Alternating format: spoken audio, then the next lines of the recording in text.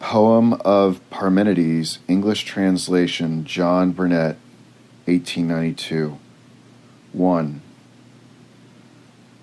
The steeds that bear me carried me as far as ever my heart desired, since they brought me and set me on the renowned way of the goddess, who with her own hands conducts the man, who knows through all things on what way was I born. Along for on it did the wise steeds carry me, drawing my car, and maidens showed the way, and the axle glowing in the socket, for it was urged round by the whirling wheels at ix, and gave forth a sound as of a pipe, when the daughters of the sun, hasting to convey me into the light, threw back their veils from off their faces and left the abode of night.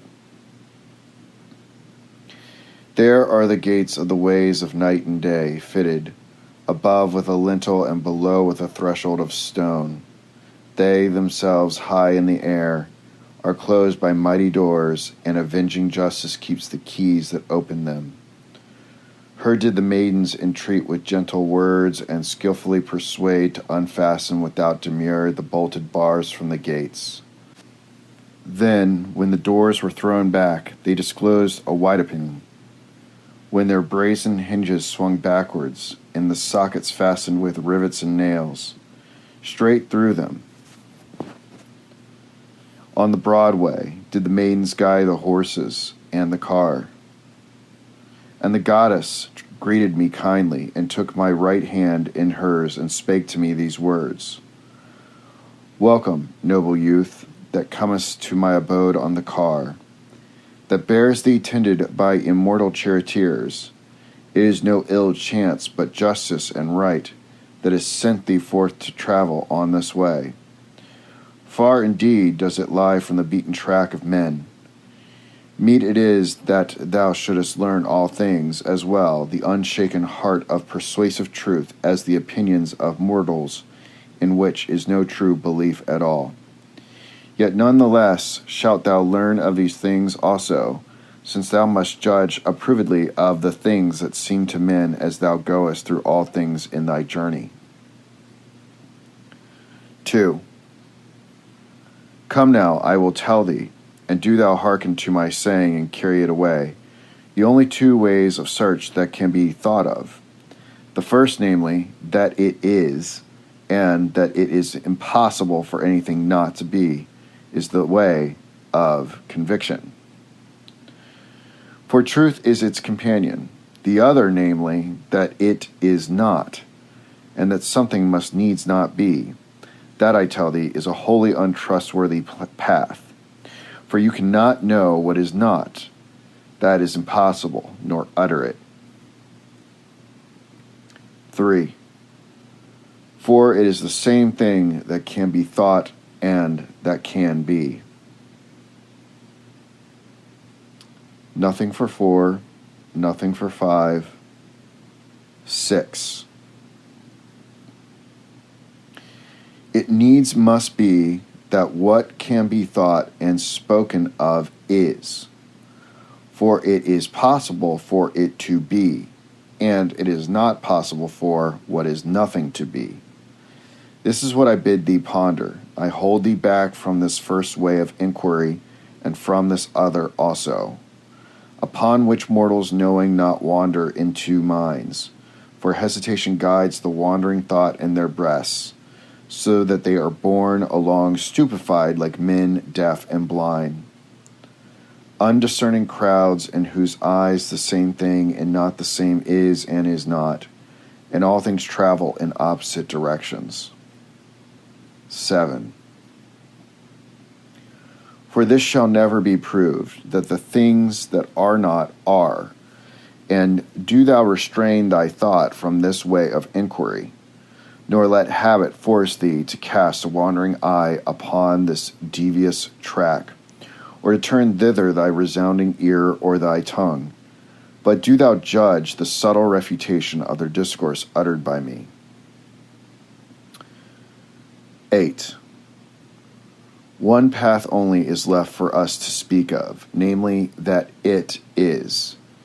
In it are very many tokens that what is uncreated and indestructible, alone, complete, immovable, and without end. Nor was it ever, nor will it be, for now it is, all at once a continuous one. For what kind of origin for it will you look for? In what way and from what source could it have drawn its increase? I shall not let thee say, nor think that it came from what is not, for it can neither be thought nor uttered that what is not is. And if it came from nothing, what need could have made it arise later rather than sooner? Therefore must it either be altogether or be not at all. Nor will the force of truth suffer aught to arise besides itself from that which in any way is. Wherefore justice does not loose her fetters and let anything come into being or pass away, but holds it fast. Is it or is it not? Surely it is adjudged as it needs must be, that we are to set aside the one way as unthinkable and nameless, for it is no true way, and that the other path is real and true. How then can what is be going to be in the future? Or how could it come into being? If it came into being, it is not, nor is it if it is going to be in the future.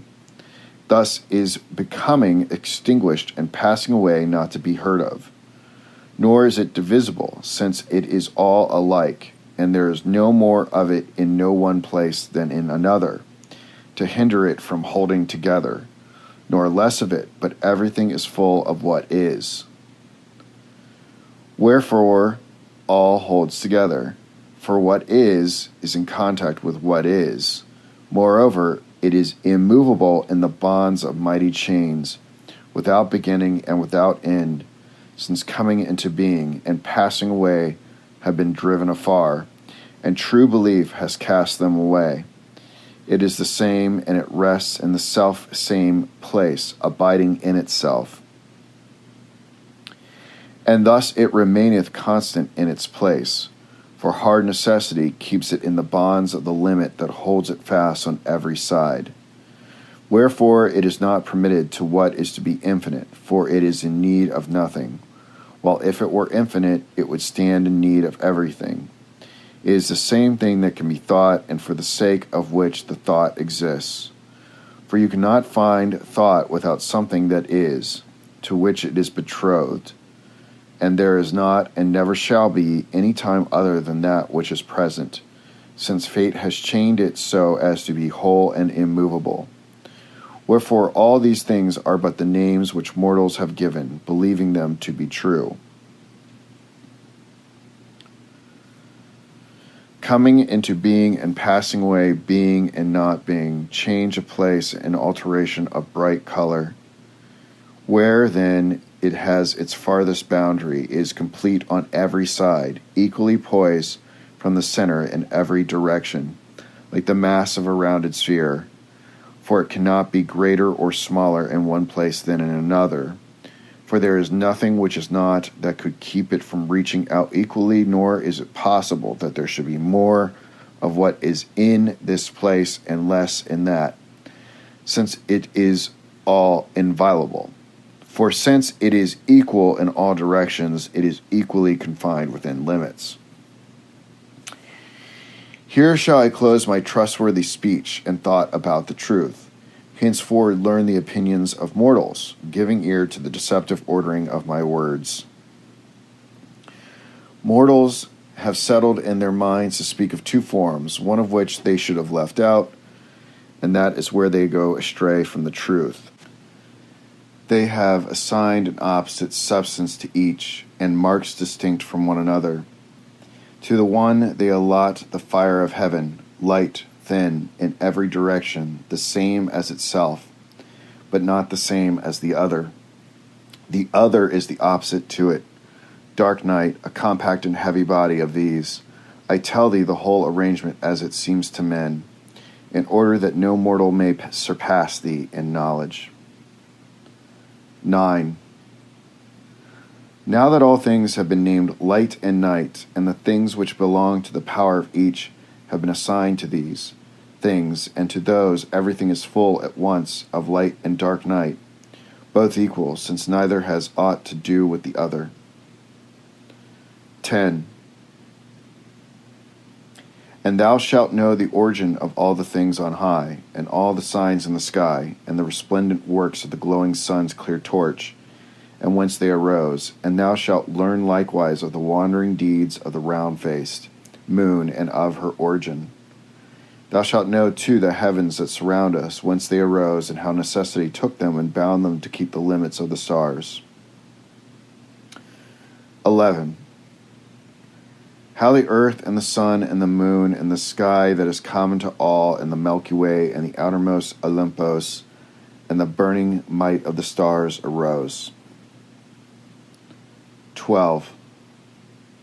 The narrower circles are filled with unmixed fire, and those surrounding them with night, and in the midst of these rushes their portion of fire. In the midst of these circles is the divinity that directs the course of all things, for she rules over all painful birth and all begetting, driving the female to the embrace of the male, and the male to that of the female. 13. First of all the gods she contrived, Eros. 14. Shining by night with borrowed light, wandering round the earth. 15. Always straining her eyes to the beams of the sun. 15a, nothing. 16, nothing. 17. On the right boys, on the left girls. 18, nothing. 19. Thus, according to men's opinions, did things comp into being, and thus they are now. In time, they think, they will grow up and pass away. To each of these things men have assigned a fixed name.